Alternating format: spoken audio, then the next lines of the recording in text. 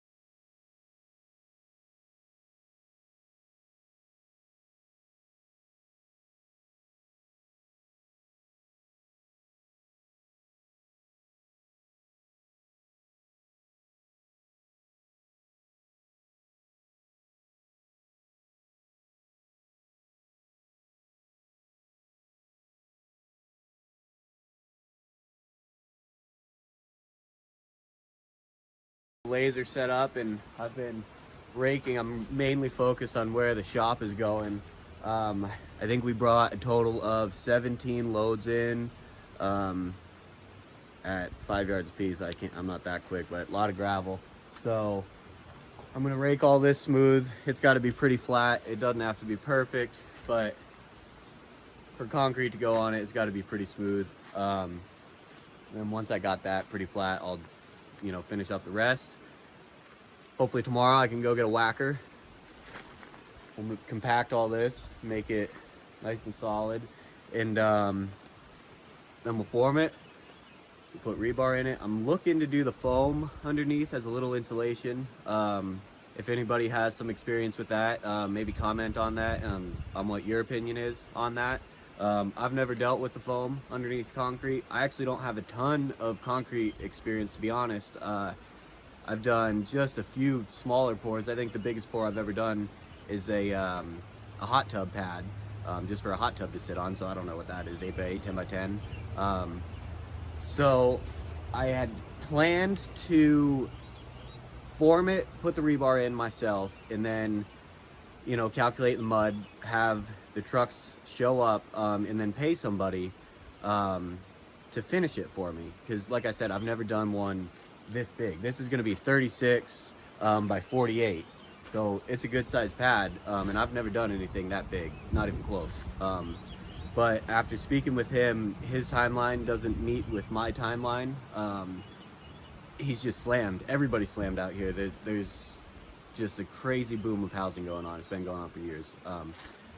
So I think I'm gonna do it myself. I've thought about it quite a bit actually over like the last couple weeks, because I just had a feeling as calling this guy, I knew something wasn't gonna be perfect. So we hit this speed bump, but like I said, I've been thinking about it. I'm gonna break it up into a 12-foot section, so 36, it'll be 3 bays at 12. And I'm just gonna screed each one individually, I think. It'll be a little bit of a cold seam, as I pull my forms to move to the next bay, and use that first pour as my screed line.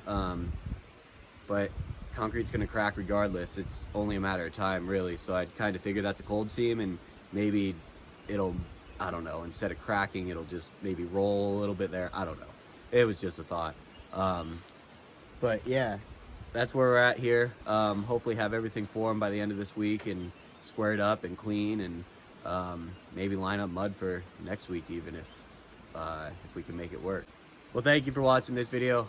If you haven't already yet, please hit that like button, subscribe. You can hit the bell if you want alerts for our videos.